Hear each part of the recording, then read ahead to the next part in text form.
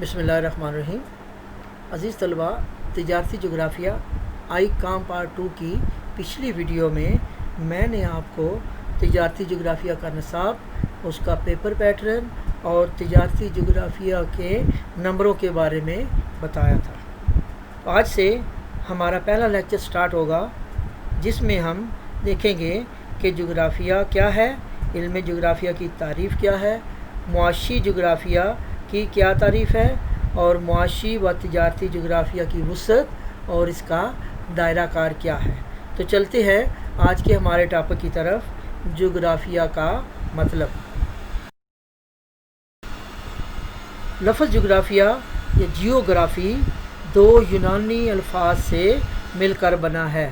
जियो का मतलब है ज़मीन और ग्राफ़ी का मतलब है बयान करना। तो इस तरह जियोग्राफ़ी का मतलब है ज़मीन का बयान या मुतालिया करना।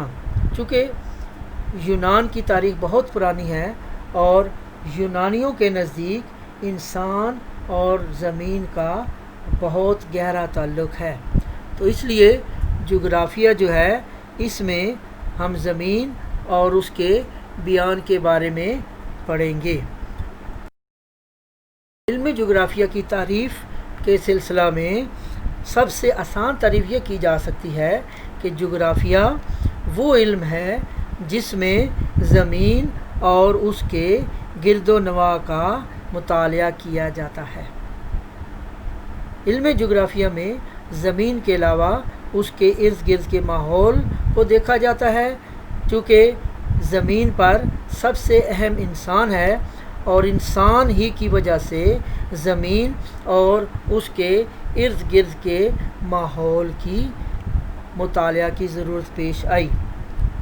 1958 में एक बैन-अक़वामी कॉन्फ्रेंस जियोग्राफ़ी पर हुई थी, जिसमें माहिर जोग्राफ़िया रिट्ज़ल ने एक तारीफ़ कुछ इन अल्फाज में पेश की थी: जोग्राफ़िया इल्म की वो शाख है जिसमें हम इंसान और उसके माहौल के दरमियान पाए जाने वाले ताल्लुक़ का मुतालिया करते हैं।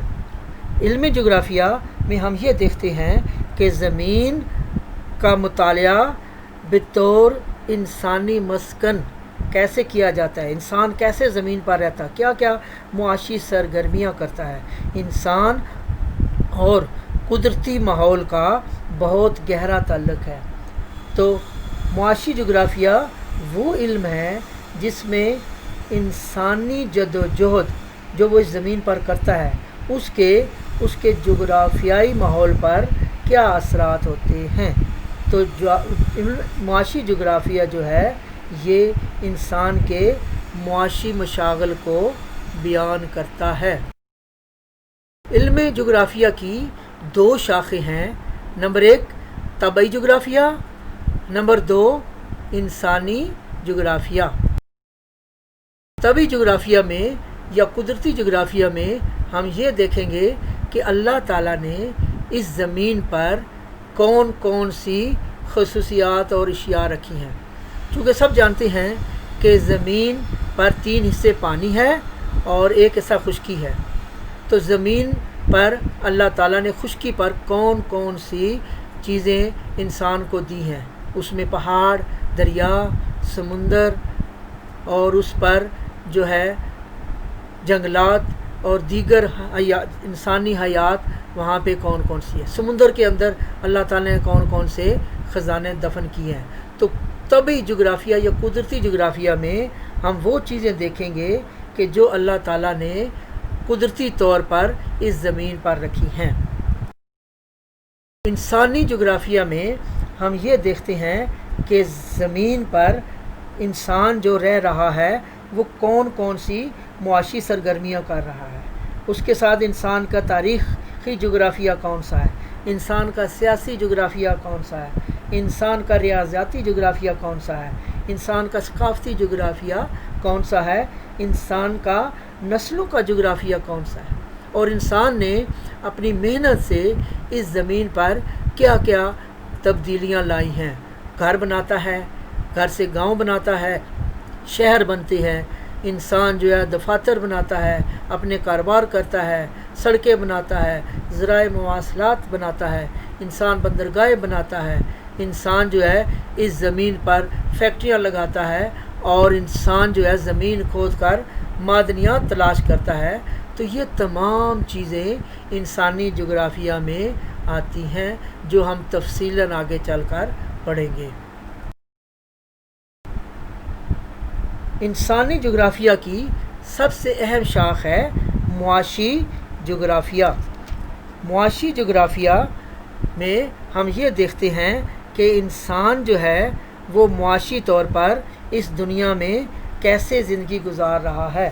معاشی جغرافیہ انسانی جغرافیہ کی وہ شاخ ہے جس میں انسانی جدوجہد پر جغرافیائی ماحول کے اثرات کا جائزہ لیا جاتا ہے۔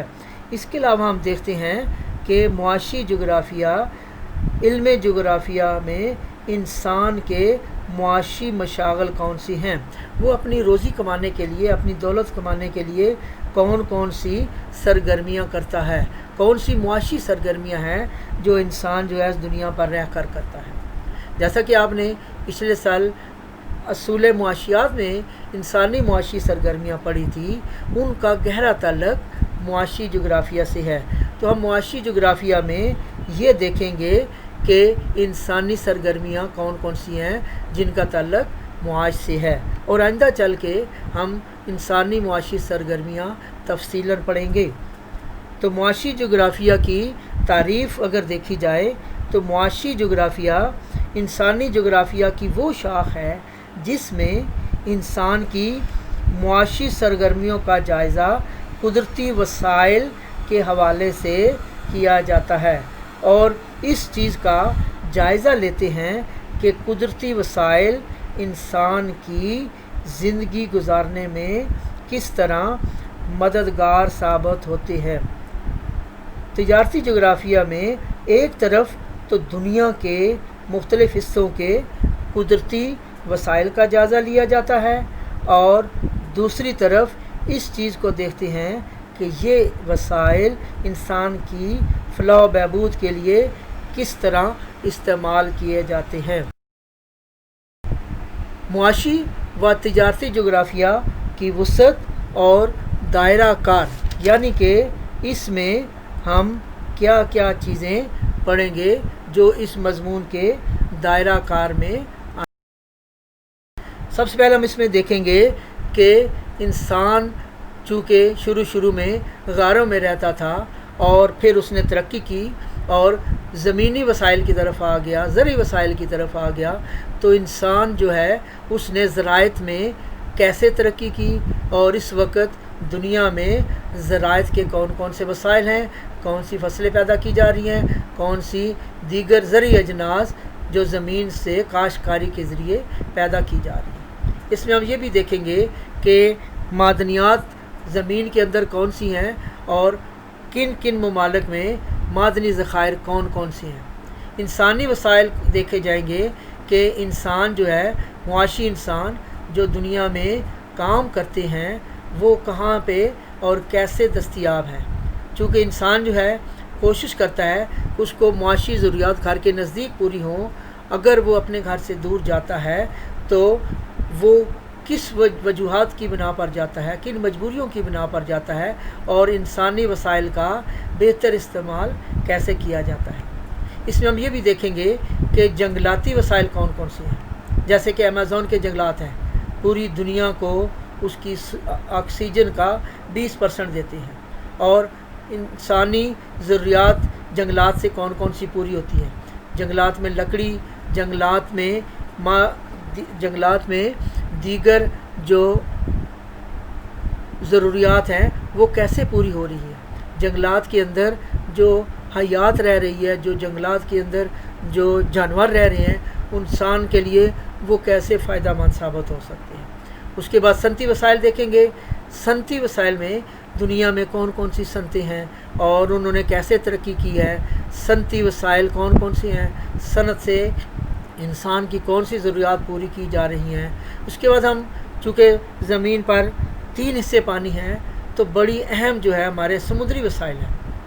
समुंदर से इंसान क्या क्या फ़ायदे उठाता है, बहरी रास्ते किस तरह इस्तेमाल करता है, समुंदर के अंदर हयात कौन कौन सी है, समुंदर के अंदर मछलियाँ पकड़ी जाती हैं, दीगर समुंदर के अंदर जो ख़जाने हैं वो कैसे तलाश किए जाते हैं।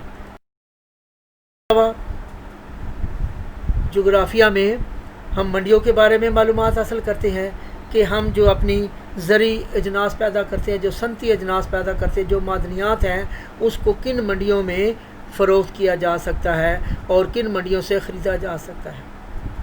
आबादी की मालूमात भी इसमें मिलेगी, दुनिया की आबादी कितनी है, किस खित्ते की कौन सी आबादी है, और आबादी की ज़रूरियात, आबादी के वसाइल कौन कौन से हैं, और आबादी की तकसीम कैसे है, ये तमाम चीज़ें भी हम इसमें पढ़ेंगे। ज़राए नक़्ल अमल किसी भी मुल्क के लिए बहुत अहम होते हैं। जहाँ ज़राए नक़्ल अमल या ज़राए मवासलात अच्छे होंगे वो मुल्क बहुत जल्दी तरक्की करता है। ज़री अजनास को मंडियों तक पहुँचाना, सनती अजनास को मंडियों तक पहुँचाना और दीगर ज़राए नक़्ल अमल के बारे में हमें मालूमात इसमें मिलेगी। इसके बाद हम जब आलमी तिजारत की तरफ आते हैं तो हमें बहरी रास्ते ज़्यादा सस्ते लगते हैं। बहरी रास्तों के ज़रिए हम अपना माल बड़े बड़े जहाज़ों के ज़रिए दूसरे ममालिक में पहुँचाते हैं, तो हमें तिजारती रास्ते पता चलती है, उनकी मालूमात मिलती है और दीगर ममालिक के साथ हमारे रवाबत होते हैं, और हम देखते हैं कि किन किन ममालिक में हमारे मुल्क की अजनास अच्छे दामों पर फ़रोख्त हो सकती हैं और वहाँ पे अच्छी मंडियाँ मौजूद हैं। तो इस तरह जब हम दूसरे ममालिक के साथ हम तिजारत करते हैं तो हमारा आलमी अमन बनता है, दूसरे ममालिक के साथ हमारे तल्क़ात अच्छे होते हैं जो कि हमारे लिए बड़े सूदमंद साबित होते हैं, और हम उन ममालिक से दो तरफ़ा तिजारत करके वहाँ की अजनास अपने मुल्क में, वहाँ की मादनियात अपने मुल्क में, वहाँ की प्रोडक्शन अपने मुल्क में ला सकते हैं और अपने मुल्क की फाजल पैदावार उन ममालिक को दे सकते हैं। तो ये तमाम चीज़ें जो हैं हमें मुआशी जोग्राफिया में मालूम होंगी और आगे चल के हम इस करेंगे। शुक्रिया, अल्लाह हाफ़िज़।